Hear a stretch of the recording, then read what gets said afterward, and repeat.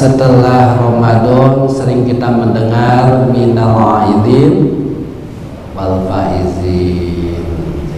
Minal aidin, mudah-mudahan kita termasuk orang yang kembali lagi ya, terhadap fitrah dan mendapatkan kemenangan.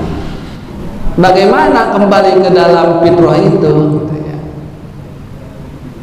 Karena target Ramadan itu harus ada perilaku yang berubah. Karena maknanya pun la'ala itu adalah taroji. La'alakum tatakun kan? La'ala itu maknanya taroji, harapan, roja. Supaya kita setelah Ramadan itu adalah orang yang bertakwa. Bahasanya kembali ke dalam fitrah. Dengan bahasa kembali saja berarti dulunya fitrah apa tidak nih? Fitrah kan ya? Karena banyak kembali ke dalam fitrah, berarti dulunya fitrah. Nah ini yang harus kita pahami. Khawatir pas sekarang kita di bulan Syawal teh udah merasa langsung orang yang mendapat kemenangan kembali fitrah, padahal belum tentu. Kalau bahasa kembali ke dalam fitrah berarti dulunya kita fitrah. Kapan waktu kita fitrah itu? Kalau melihat perjalanan kita fitrah itu, manusia kalau nggak salah dulu saya pernah juga singgung, manusia itu melewati fase mati, hidup, nanti kembali kepada Allah. Di dalam surat Al-Baqarah kan ayat 28 Allah jelaskan kaifa takfuruna, kenapa sih engkau tuh ingkar wa kuntum amwatan, kalian itu adalah dalam keadaan mati. Fa'ahyakum, kemudian aku hidupkan kata Allah. Summa yumitukum, kemudian aku matikan. Summa yuhyikum, kemudian aku hidupkan. Wa summa ilaihi turja'un, dan kemudian aku kembalikan kepada Allah. Jadi kita tuh mati, hidup, pulang ke Allah. Mati itu bahasanya adalah ketika ruh dan jasad kita terpisah. Karena kita sekarang ada ruh, ada jasad ya. Nah, waktu ruh dan jasad pisah itu namanya mati. Berarti kalau hidup, ruh dan jasad menyatu, itu adalah hidup. Nah kalau gitu sekarang kita hidup apa mati nih sekarang? Kenapa? Nah nanti ruhnya diambil berarti mati. Nah kata Allah kalian itu pertama kali adalah mati. Oh berarti dulu adalah ruh saja. Maka berarti kita dulu ada istilah di alam ruh. Alam ruh itu alam kematian. Alam ruh nanti masuk alam rahim, ya kan, ibu kita alam rahim, kemudian masuk alam dunia. Nah, nanti masuk ke alam, siapa yang mau duluan tuh? Ya dengan berjenis-jenis tuh ya akhirat itu. Nanti pulang ke Allah. Cuma pulangnya itu bisa ke rahmatullah, bisa ke lanatullah. Surga, neraka pulang itu. Kembali kita dulu adalah di alam ruh. Nah ketika di alam ruh itu semua manusia ditanya oleh Allah ya, ditanya oleh Allah. Karena bahasanya di dalam surat Al-A'raf ayat 172 Allah jelaskan kulu bani Adam, seluruh manusia. Ketika diambil janjinya oleh Allah Subhanahu wa ta'ala, kita semua ditanya. Bukan umat Islam saja, yang Yahudi, Nasrani, Majusi, orang kafir, orang musyrik, musuh Allah pun sama ditanya oleh Allah waktu di alam ruh. Apa pertanyaannya? Allah bertanya kepada kita semua, alastu birabbikum, apakah aku ini Tuhanmu? Apakah aku ini Robmu yang siap mengatur kalian semua? Kita semua jawab, bala syahidna, ya Allah kami bersaksi. Kita mengakui Allah akan yang jadi pengurus kita. Kita mengakui Allah yang akan kita ibadahi. Kita akui Allah yang ngatur kita. Kita akui Allah yang akan kita sucikan. Kita akui bahwa Allah itu adalah memang sebuah zat yang akan kita ibadahi terus menerus. Kita akui itu. waktu di alam ruh. Nah, dengan pengakuan itu tersebut, itulah kita nanti dikatakan fitrah suci. Kenapa fitrah suci? Karena Rasul pernah mengatakan nanti pas manusia kan dari alam ruh masuk ke alam rahim. Awal mula masuk ke alam rahim kan jasad saja, ya kan? Dari air mani mungkin masuk, menyatu, empung, sehingga nanti jadi daging, darah dulu, daging kental. Itu proses kita kan? Karena kita manusia itu diciptakan dari apa? Air mani ya. Kemudian pas usia 4 bulan, ruh Allah tiupkan, menyatu tuh ruh dan jasad. Berarti kita teh hidup, tapi masih di alam rahim. Hidup tuh proses yang kedua. Karena kata Allah Subhanahu wa taala, wa kuntum amwatan, kalian mati, fa'ahyakum, kemudian aku hidupkan. Hidup kita di alam rahim. Pas kita hidup di alam rahim, belum kita berdosa, kita masih fitrah, karena nggak ada orang yang di alam rahim mabok-mabokan. Sehingga pas nanti masuk ke alam dunia, udah menyatu ruh dan jasad. Kalau masuk ke alam dunia, ruh dan jasad masih menyatu, berarti kita tetap masih dikatakan hidup. Nah, pas brojol ada yang ruh dan jasadnya misah, berarti mati. Alhamdulillah kita masuk alam dunia, ruh dan jasad masih menyatu, bahkan sampai sekarang kita dikatakan hidup. Dan pas waktu lahir, Rasul katakan dengan sebuah hadis ya Sahih Bukhari, Rasul mengatakan kullu mauludin yuladu alal fitrah. Semua yang dilahirkan itu dalam keadaan fitrah. Jadi suci. Kenapa fitrah? Karena dulu di hadapan Allah kita semua sudah bersaksi siap menerima ketentuan Allah. Makanya kalaupun orang tuanya Yahudi Nasrani pas brojol maka tetap fitrah. Cuma ada kelanjutan tuh dalam hadis tersebut, fa'abawahu, maka karena kedua orang tuanya ataupun karena lingkungannya, karena ada anak yang diatur diurus sama kakeknya sama neneknya, maka makna fa'abawahuma itu bukan sekedar kedua orang tua, dia yuhawidanihi, dia jadi Yahudi, wa yunasironihi, ataupun jadi Nasrani, wa yumajisanihi, ataupun jadi Majusi. Jadi pas nanti lahir mah fitrah, tapi nanti akan ada perubahan. Kapan tuh berubahnya? Ketika taklif dari Allah muncul, ketika perintah dari Allah muncul. Kapan kita kena perintah? Ketika dikatakan mukallaf. Apa sih mukallaf? Orang yang kena taklif, orang yang kena perintah. Kapan kita kena perintah? Ketika Islam balik berakal. Nah ini pas balik nih ya. Sehingga ulama pun menjelaskan alamatul bulughi thalasun, ciri-ciri balik itu ada 3. 1, laki-laki atau perempuan kalau udah usia 15 tahun maka katakan balik. Kalau balik berarti ada kewajiban menjalankan perintah Allah, menjauhi larangannya, karena sudah disebut mukallaf.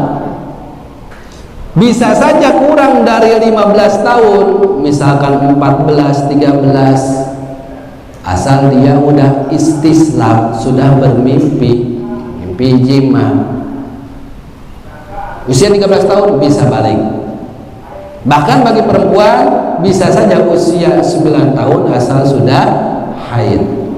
Salah satu dari 3 ciri itu ada, maka disebut mukallaf. Nah di sanalah mulai itu fitrah itu akan terkikis, fitrah itu pun akan ada rusak. Dengan apa? Dengan pelanggaran-pelanggaran. Ngejaga fitrah dengan apa? Dengan ketaatan kepada Allah Subhanahu wa taala. Karena di dalam ayat tadi yang dibacakan di pembukaan surat Ar-Rum ayat 30, fa'aqim wajhaka lidini hanifah, hadapkanlah wajahmu terhadap din Allah yang bersih, yang suci.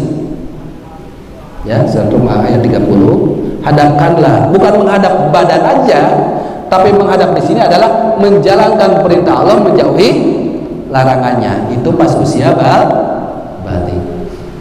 Sementara Imam Nawawi ya menjelaskan,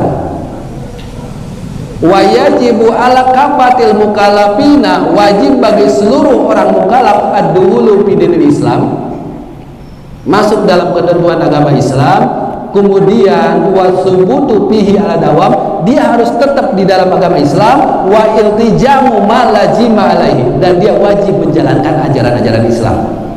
Jadi pas mukallaf itu wajib menjalankan ajaran Islam.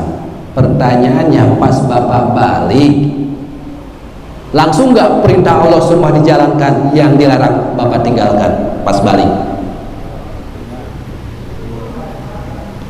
Jangan-jangan rajin sholat ya pas udah ada di Kerawang, gitu. Ada yang kayak gitu? Ada. Kira-kira fitrah kita tuh agak rusak dari sana, gitu kan? Yang harus kita pikirkan itu, karena kan tadi kita tuh kembali ke fitrah, benar enggak? Sementara kalau ingin fitrah kita terjaga, harus kita menjalankan perintah-perintah Allah. Perintah Allah kita lakukan dengan sebaik mungkin. Karena tadi pesan Imam Nawawi, wa iltizamu ma lazima. Kita harus mewajibkan apa yang Allah sudah wajibkan. Kita harus menjalankan apa yang Allah perintahkan. Sementara kadang kejadian bagi kita dalam kehidupan dulu banyak pelanggaran. Bagaimana kita menjaga fitrah kita? Maka kembali ke surat Ar-Rum, fa'aqim wajhaka lidini hanifah. Kita ingin menjaga tuh sekarang lah, masa lalu Allah akan ampuni, sekarang ke depan selalu kita taat terhadap aturan-aturan Allah yang ada di dalam agama Islam. La tabdila li khalqillah, jangan kau rusak tuh fitrahnya. Karena sebelumnya itu ada kalimat, ya kalimatnya itu patoronasa ya. Jadi patoronasa itu yang telah Allah berikan kepada manusia itu fitrah. La tabdila, jangan kau rusak penciptaan Allah yang sudah diberikan kepada kita. Dulu kita udah dikatakan fitrah, jangan sampai rusak. Dengan apa merusak? Dengan sering melanggar. Maka kembali untuk menjaga fitrah itu jangan melihat itu pelanggaran besar atau kecil. Dzalika dinul qayyim, inilah agama yang bersih yang suci. Tapi kebanyakan manusia itu tidak mengetahuinya. Berarti sebenarnya sekarang ketika kita di dunia untuk menjaga fitrah itu adalah keistiqomahan. Sementara ayat udah jelas, ya ayyuhalladzina amanu kutiba alaikumusiyam kama kutiba alal ladzina min qablikum, targetnya la'allakum tattaqun, supaya kita jadi orang yang takwa. Hasil Ramadan teh harus ada perubahan. Ini perubahannya semakin jelek. Yang Ramadan kita sebulan penuh 30 hari bisa, kenapa 6 hari saja nggak bisa? Ya bukan ngomong ke bapak-bapak yang di sana di Telagasari ada yang kayak gitu. Bapak jangan tersinggung gitu ya. Di sana ada yang kayak gitu. Cuma dengar-dengar di sini ada contohnya.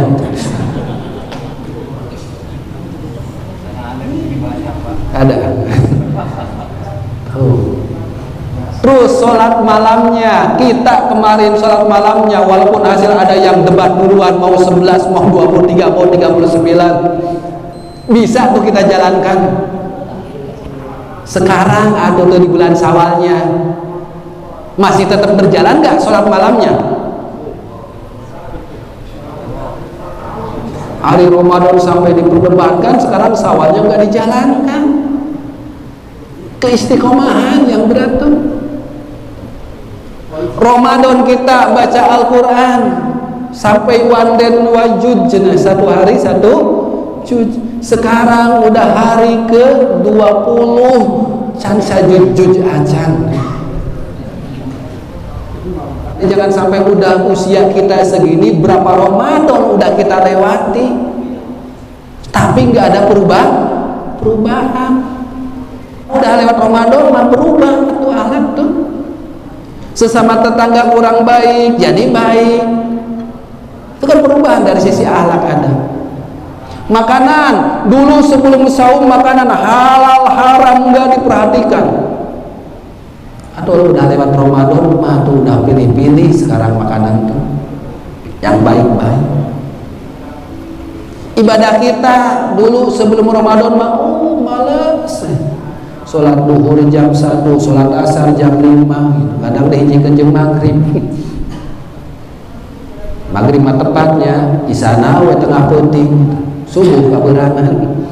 Maka di dalam surat Al-Hujurat 112 Allah katakan, A'udzubillahi minasyaitonirrajim, fastaqim kama umirta wa man taba ma'aka wala taqaw innahu bima ta'maluna basir.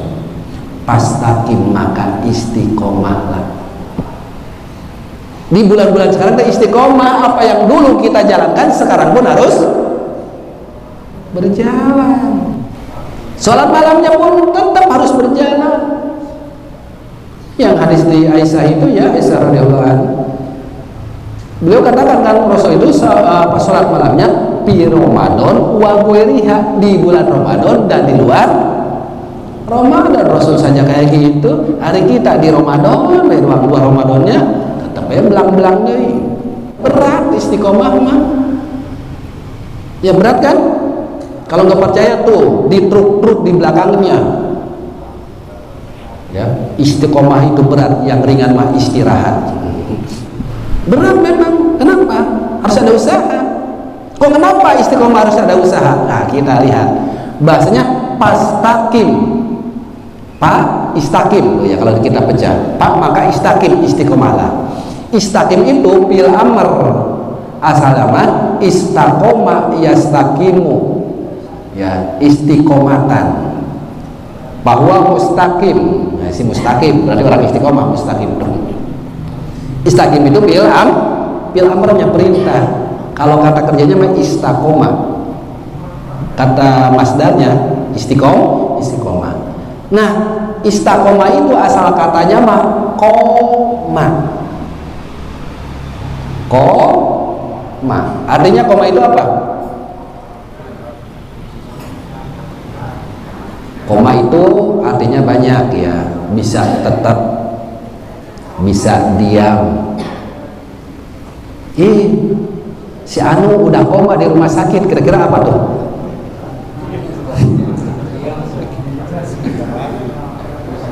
Tahu kan udah komanya.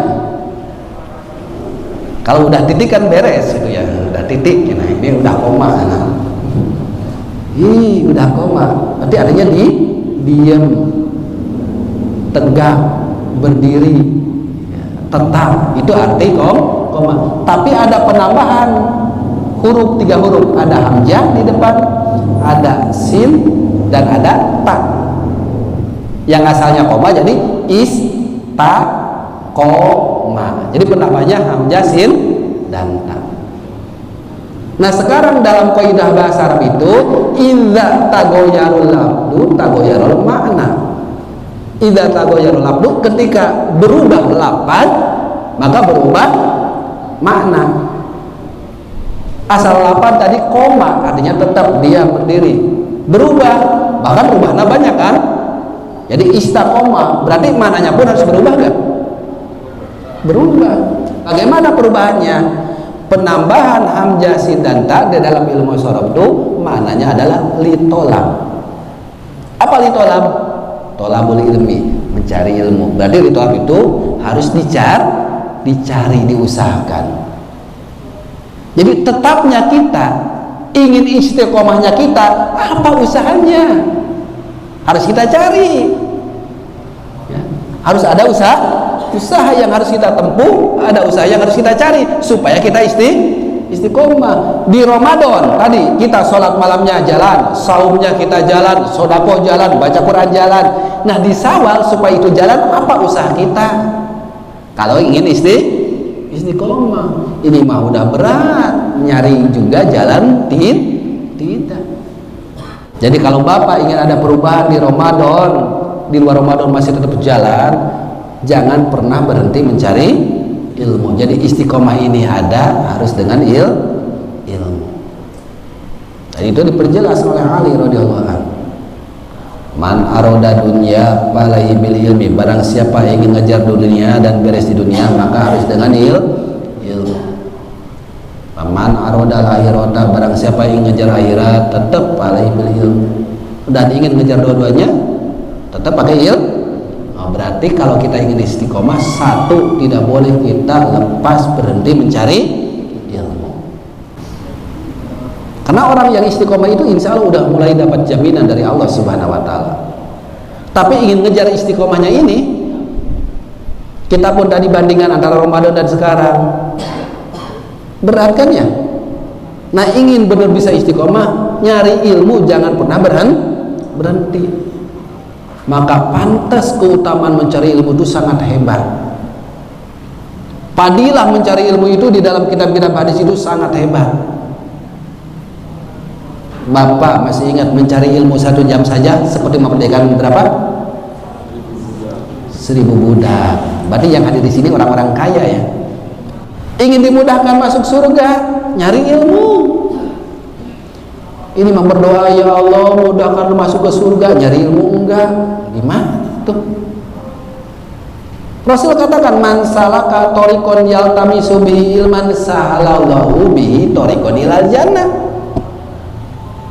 Kalau kita disibukkan hari ini dengan mencari ilmu, dengan susah payah, Allah tuh akan mudahkan jalan menuju surga. Jadi kalau ingin masuk surga, berarti salah satunya rajin nyari ilmu. Banyaklah keutamaan mencari ilmu. Walaupun tadi nyari ilmunya jiping, ngaji kuping.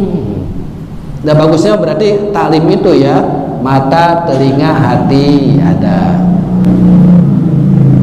Tapi kan kalau ingin mata, telinga, hati mah bagusnya ingin fokus mata ada tulisan gitu ya, kan gitu. Kalau nggak ada tulisan, bapak di bawah saja dengerin doang bisa kan, tapi telinga doang. Sementara kata Allah mah ingin belajar yang baik itu mata, telinga, hati. Kita pun kan dikeluarkan dari rahim ibu kita kayak gitu. Wallahu akhrajakum min buduni ummahatikum la ta'lamuna syai'an. Enggak tahu apa-apa. Supaya ingin tahu kata Allah teh, wa ja'alakum sam'a. Allah ciptakan pendengaran. Wal basar, penglihatan, wal fuad, dan hati. Ini 3 alat ini adalah alat untuk mencari tahu yang dulunya tidak tahu. Berarti kan itu alat untuk mencari ilmu. Jadi kalau ingin cepat pandai, 3 alat tadi bareng gunakan. Kalau salah satu saja nggak digunakan ya gitu. Sekarang ingat, pas pulang sampai pintu saja udah lupa lagi. Ya, udah lupa lagi. Di sana ada yang curhat, insya Allah di sini mah enggak. Sok nempel di sini mah. Ya kan? Ada papan tulis tuh, mata, telinga, hati gunakan. Nah, ingin mata terlihat ya pakai papan tulis, ada coret-coret jadi mata fokus. Kalau enggak ada matanya, telinga doang, lagi talim di belakang tok tukang bakso gitu ya. Apalagi diam di belakang, kedengaran saya ngomong tapi mata ngelihat tukang bakso gitu. Nah, itu kurang maksimal. Terus udah alat bantu pun, penglihatan ada, pendengaran ada, hatinya pun harus di sini. Karena bisa saja kejadian, papan tulis ada, mata fokus, pendengaran ada, hari hatina masih di pabrik. Karena tadi kerjaan belum beres. Nah, itu nggak bisa, 3-tiganya. Itu dalam mencari ilmu. Pokoknya berhenti pesan, jangan pernah berhenti untuk mencari ilmu, banyak padilahnya. Dari itu aja mencari ilmu. Maka pantas nyari ilmu deh sampai dikatakan hukumnya wajib fardu. Bapak udah tahu fardu itu mayusabu ala filihi wa yuaqabu ala tarkihi. Sesuatu pekerjaan yang dikasih pahala ketika dilaksanakan dan akan disiksa ketika ditinggalkan. Kalau Allah katakan ma infiru hifafa wa siqala dalam surat At-Taubah ayat 41, wahai manusia, kalian tuh kalau mau menjalankan perintah Allah teh harus dalam kondisi hipap, itu ringan, wasiqala berat. Jadi ringan berat pun harus bisa terlaksana. Contoh Ramadan, kondisinya ringan apa berat tuh kalau Ramadan? Ringan kan? Bisa. Kenapa? Orang sama-sama ke masjid bareng. Jadi sholat malam teh bisa bareng. Bahkan kajian, ngaji Quran rame pakai speaker, ringan. Pas awal pada mudik sepi itu. Masih tetap bisa. Diharapkan tetap bisa. Imam Ar-Razi itu tentang ngebahas totalitas. Beliau ngebahas total dalam kondisi keadaan, total kondisi waktu, total kondisi tempat. Karena fenomena itu sekarang itu kadang orang tuh nggak total dari tempat. Ketika di Mekah, tanah suci, Haramain, pada rajin nggak rata-rata orang. Pas pulang lagi ke Kerawang, lebih rajin ya. Di sana mah sampai desak-desakan, minum Hajar Aswad, jam 2 udah keluar, jam 2 malam minum Hajar Aswad. Masjid Nabawi ingin ke Raudhah, ayo nggak keluar, mikir baca Quran rajin. Pas pulang ke masjid nate maghrib jeung isya doang. Mudah-mudahan kita semua diberi kemudahan oleh Allah untuk melaksanakan ketaatannya. Jadi kalau ingin taat digampangkan kalau ingin sholat malam dimudahkan gitu ya. Kemudian ingin baca Quran dimudahkan. Mudah-mudahan seperti itu. Berikutnya setelah dimudahkan kita berdoa pun mohon diikhlaskan. Karena nanti ada orang yang dimudahkan oleh Allah untuk taat, tapi ternyata Allah akan nyiksa. Kenapa? Karena nggak didasari dengan ikhlas. Nah, itu kita minta kepada Allah, memohon kepada Allah. Mudah-mudahan kita termasuk orang-orang yang mukhlisin, yang bisa beramal soleh. Mungkin untuk materi cukup aja 1000 ya, 1000 lah gitu. 1000 guys masih can yakin, cina bener gak sedapat 1000 gitu. 1000 cukup. Tambahkan 500 deh. Nah, ya, ya. Mungkin sampai di sini. Mohon maaf bila salah dan pribadi. Benar mutlak dan dari Allah. Kita coba dulu dalam materinya. Nanti dilanjut